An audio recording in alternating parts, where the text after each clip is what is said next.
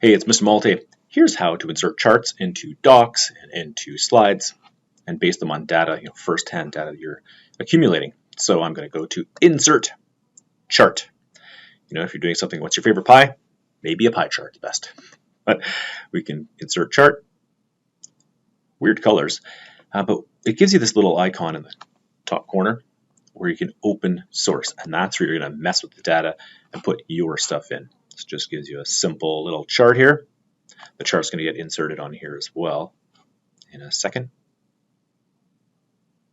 There it is. It's coming. So maybe this is cookies.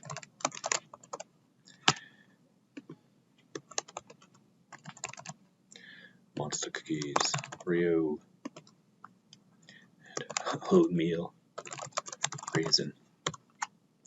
You can change your numbers right here. Boom. Then it updates. Now, if I go back to my chart here, it hasn't updated. But you see now there's an update button. Just click that update right there.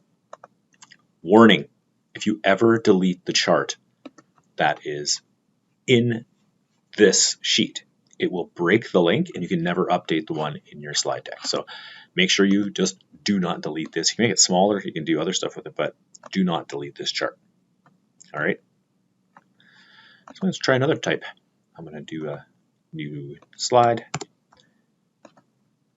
And that's the basics. If you want to go and you want to edit, you can always click on the chart and do edit chart, where you can change the colors, make it three-dimensional, customize this thing up. Change your chart style here, maybe 3D, boom. All right. Maybe you want your slices, you can change each one.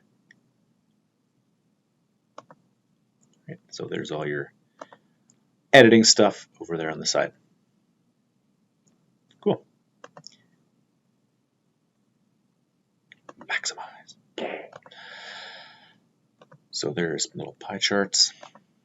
Maybe you want to donut hole. Makes it look kind of cool. For the second little part here, I just want to show how you can actually take some data, and this is how you could change data and manipulate it a little bit. So I'm going to do a line chart and just show you how much of a difference that x-axis can make. So I'm going to go ahead back and click here, open source, and it's going to load. I only need one set of numbers. I'm going to delete that column. So maybe this is salary, and this is like salary over several years. Fun little trick. You can actually drag this down. I'm going to have a crazy chart at first. Let's move it over. So if I have 34,000, 34,200, put some random numbers here. So the salary is slowly going up. 35,000.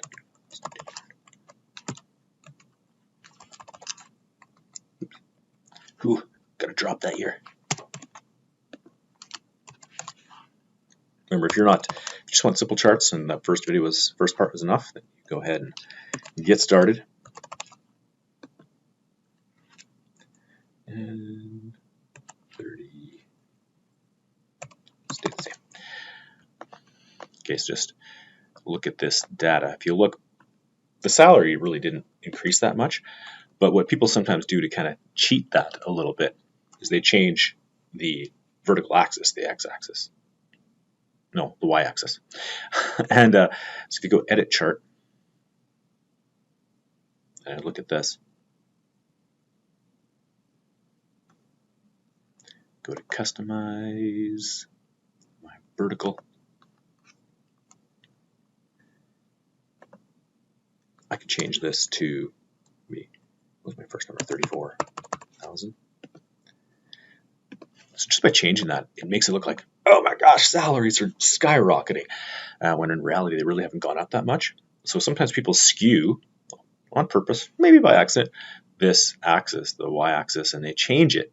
I've even seen in some charts reporting on COVID data where this number, so this number should be jumping by the same, 500, 500, 500, 500. I've seen it jump by 50 for the top couple numbers, and it makes it look like certain years things have really climbed or really declined. So this can be a way where people can subtly, or maybe not so subtly, kind of cheat a little bit. So you have to kind of really look at what data is telling you and what these charts are telling you. And that's one way that you can like mess things up. It's just that simple axis change right there. So just be aware when you're looking at charts, what that chart is actually telling you. And if I go back to my slide, there's my update where it shows my changed chart. Also works in Docs, so good luck, make some charts.